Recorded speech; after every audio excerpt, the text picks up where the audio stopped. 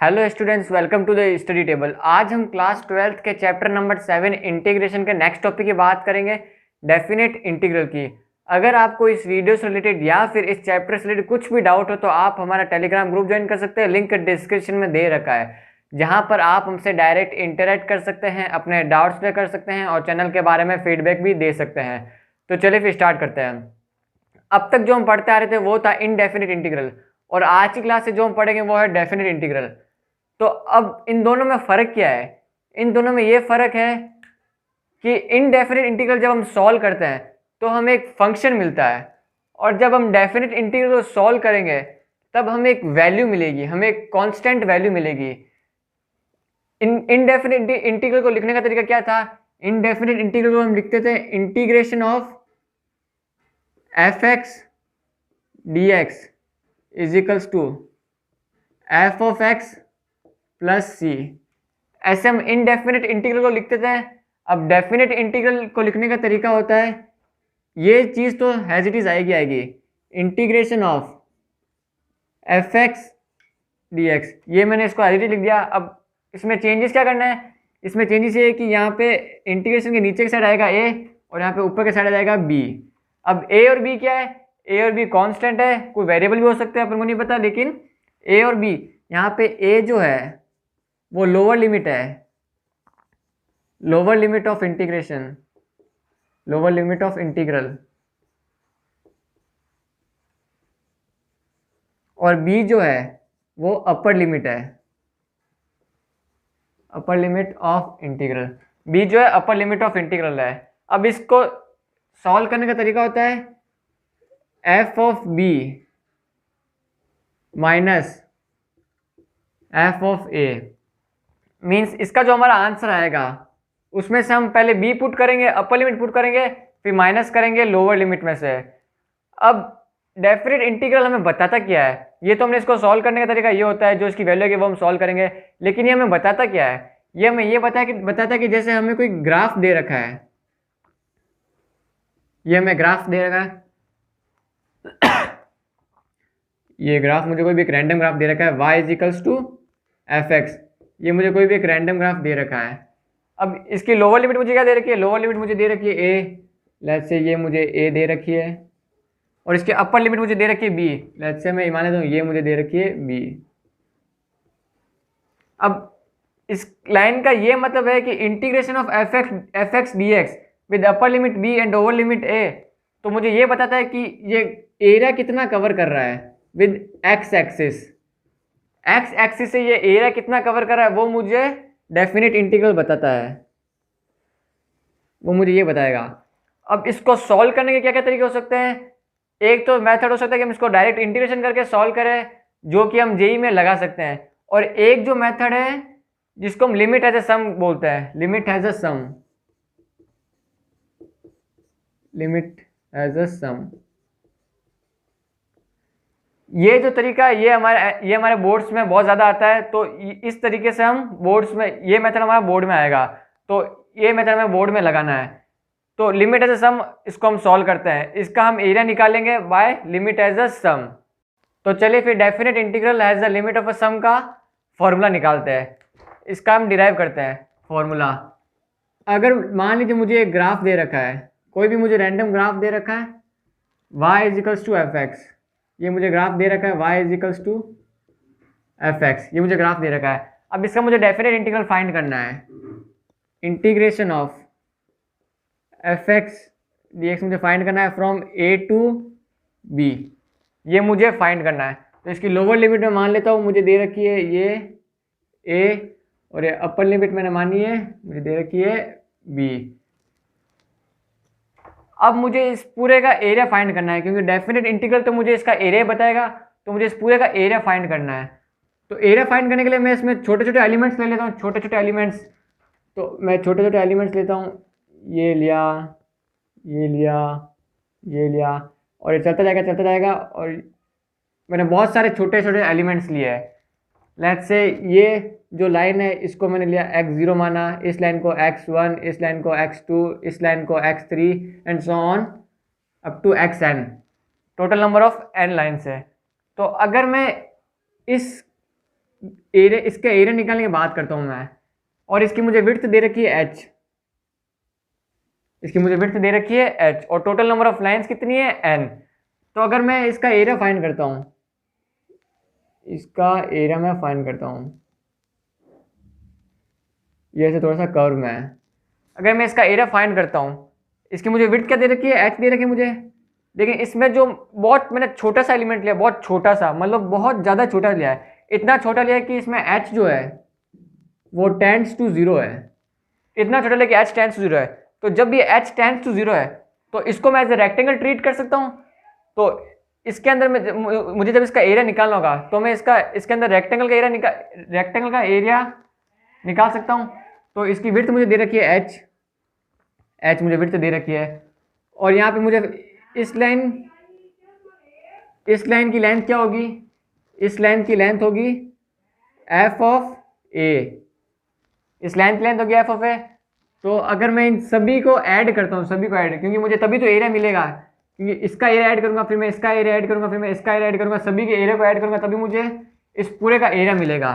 तो अगर मैं SN निकालता हूँ, SN, तो ये मुझे इसका एरिया क्या मिला, इसका एरिया मुझे मिला h into f of a plus, अब इसके मैं नेक्स्ट वाले की बात करता हूँ, नेक्स्ट वाले की, तो नेक्स्ट वाले में क्या होगा, a प्लस एच हो जाएगा, a प्लस एच, क्योंकि ये a दे रखा है मुझे a प्लस एच, तो इसके मुझे ये वाला मिल जाएगा f of a plus H into width क्या है, विड्थ भी मुझे h दे रखी है, ये अप टू चलता रहेगा। अब ये f of a plus 2h हो जाएगा, क्योंकि एक a तो ये रहा, h प्लस h, फिर मुझे ये वाला ग्राफ मिल जाएगा, ये वाला ग्राफ,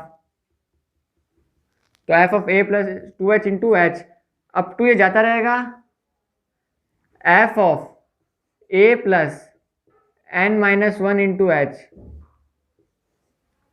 h।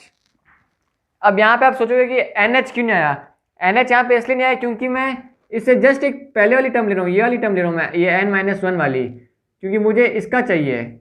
अगर मैं n लूँगा तो मुझे इसका नेक्स्ट वाले का एरिया मिल जाएगा, लेकिन मुझे ये वाला नहीं चाहिए, मुझे चाहिए ये वाला ग्राफ, तो ये वाले का area, it means f of a plus n minus 1h into h।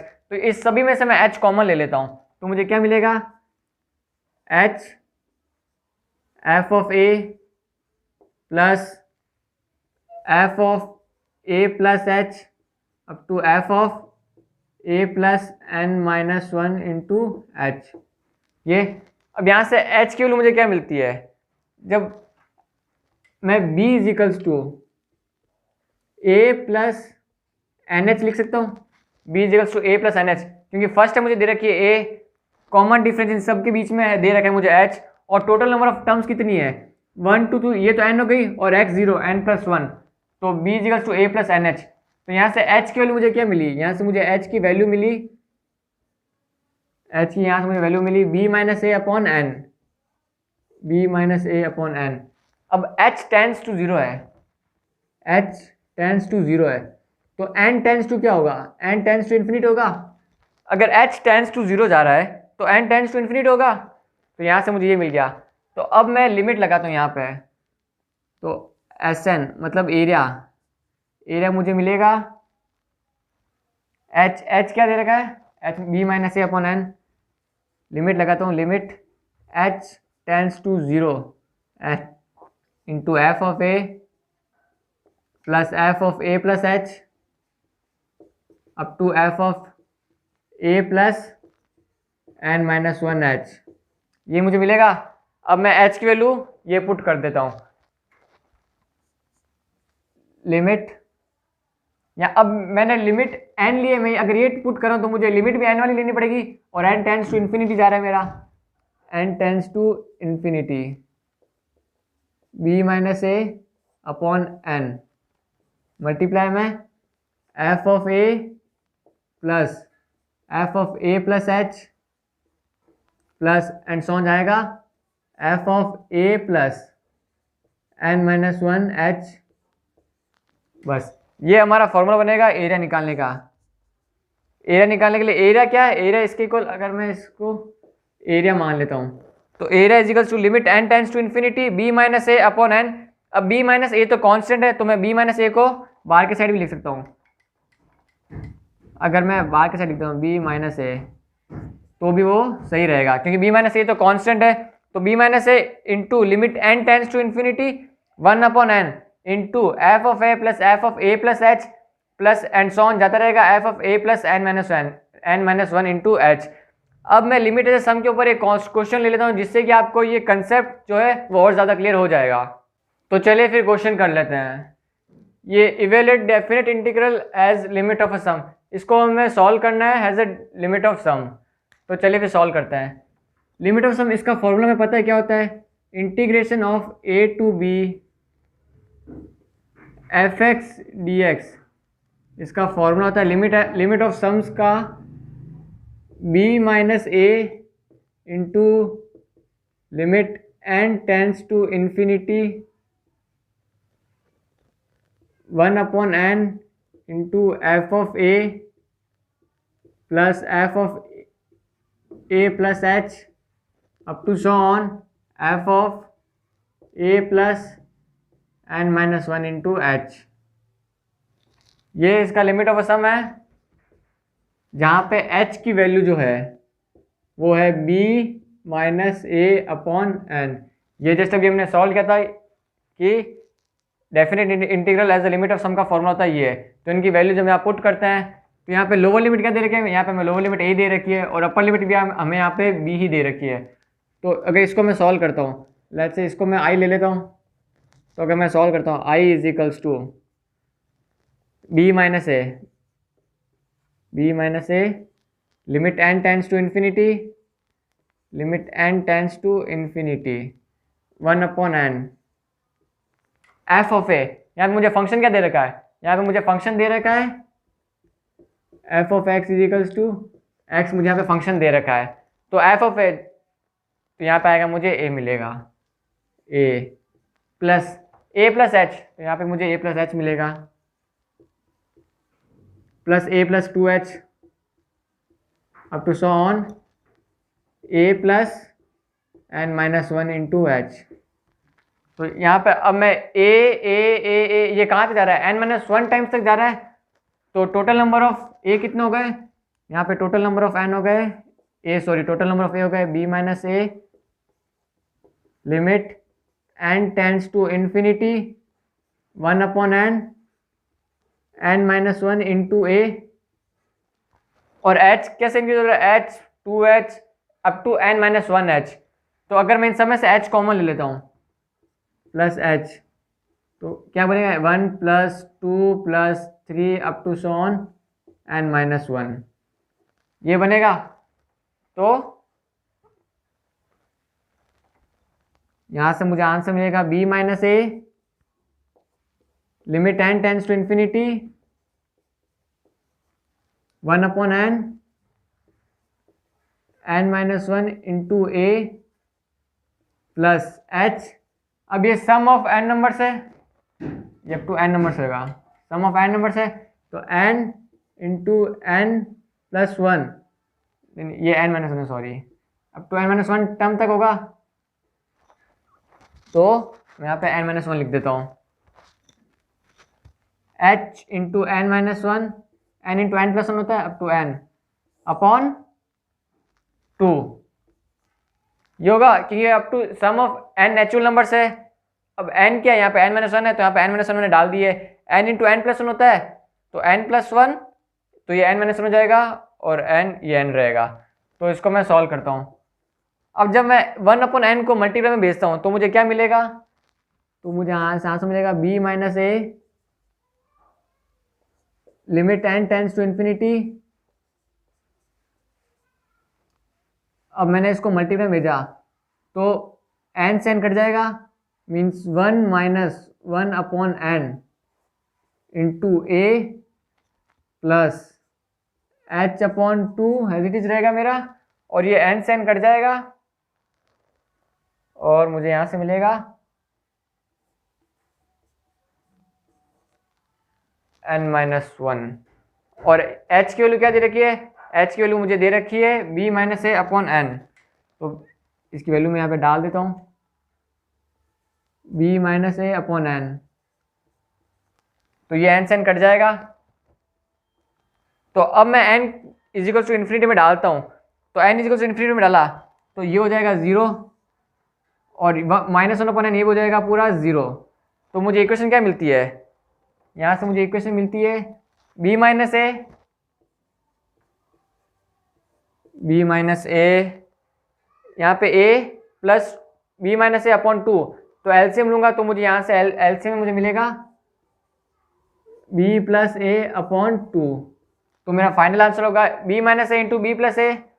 तो इसका मैं आंसर यहाँ लिख देता हूँ, बी स्क्वायर माइनस ए स्क्वायर अपॉन 2। इसका फाइनल आंसर होगा ये बी स्क्वायर माइनस ए स्क्वायर अपॉन 2। या फिर हम इसको एक और तरीके से भी कर सकते हैं, लेकिन हमें दे रखा है लिमिट ऑफ अ सम, तो हमें लिमिट ऑफ अ सम के रूल से ही करना पड़ेगा, उसके डेरिवेशन से ही हमें करना पड़ेगा। दूसरा तरीका ये है कि हम इसको डायरेक्ट इंटीग्रेट कर देते हैं एक्स स्क्वायर अपॉन 2, फिर एक्स स्क्वायर अपॉन 2 जब आएगा तो सबसे पहले हम बी रखेंगे, फिर माइनस ए रखेंगे, तो बी स्क्वायर माइनस ए स्क्वायर अपॉन 2 डायरेक्ट आंसर आ जाएगा। लेकिन जब हमें दे रखा है लिमिट ऑफ सम से हमें करना है, तो उसी के थ्रू ही हमें करना पड़ेगा। सो स्टूडेंट्स, यहाँ पर हमने डेफिनेट इंटीग्रल और definite integral has a limit of sum का कंसेप्ट क्लियर कर लिया है। अगर फिर भी आपको कुछ डाउट्स रह जाते हैं तो आप हमारा टेलीग्राम ग्रुप ज्वाइन कर सकते हैं, लिंक डिस्क्रिप्शन दे रखा है। Thanks for watching the video, like the video and subscribe our channel.